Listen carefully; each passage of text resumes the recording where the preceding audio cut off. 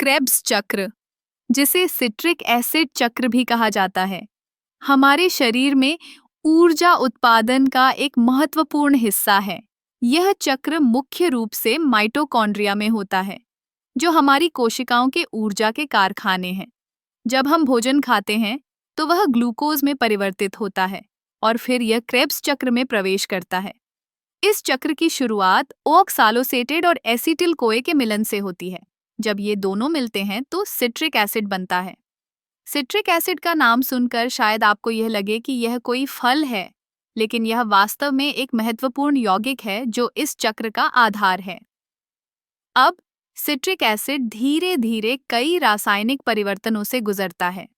इस प्रक्रिया में यह कई इंटरमीडिएट्स बनाता है, जैसे कि इसोसिट्रेट और अल्फा कीटोग्लूटरेट। हर एक चरण में एंजाइम्स की मदद से रासायनिक प्रतिक्रियाएं होती हैं जो ऊर्जा को मुक्त करती हैं। जब हम बात करते हैं ऊर्जा की, तो हमें यह समझना चाहिए कि क्रेब्स चक्र से निकलने वाले उत्पाद, जैसे कि NADH और FADH2, वास्तव में ऊर्जा के वाहक होते हैं। ये बाद में इलेक्ट्रॉन ट्रांसपोर्ट चेन में जाते हैं, जहां ATP का निर्माण होता है।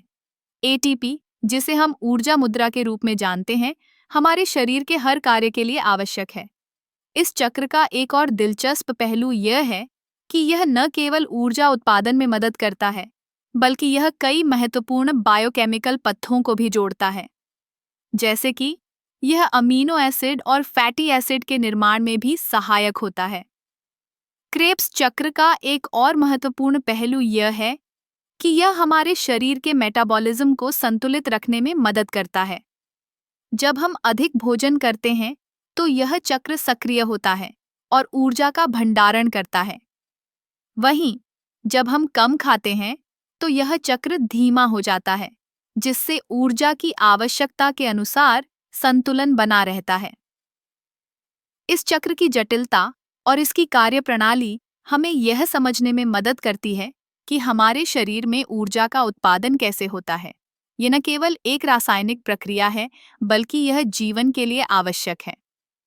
तो अगली बार जब आप कुछ खाएं, तो याद रखें कि आपके शरीर में क्रेब्स चक्र काम कर रहा है, आपको ऊर्जा देने के लिए, आपकी कोशिकाओं को जीवंत रखने के लिए। यह चक्र न केवल हमारे शरीर की ऊर्जा का स्रोत है, बल्कि यह जीवन के जटिल ताने बाने का एक अभिन्न हिस्सा भी है।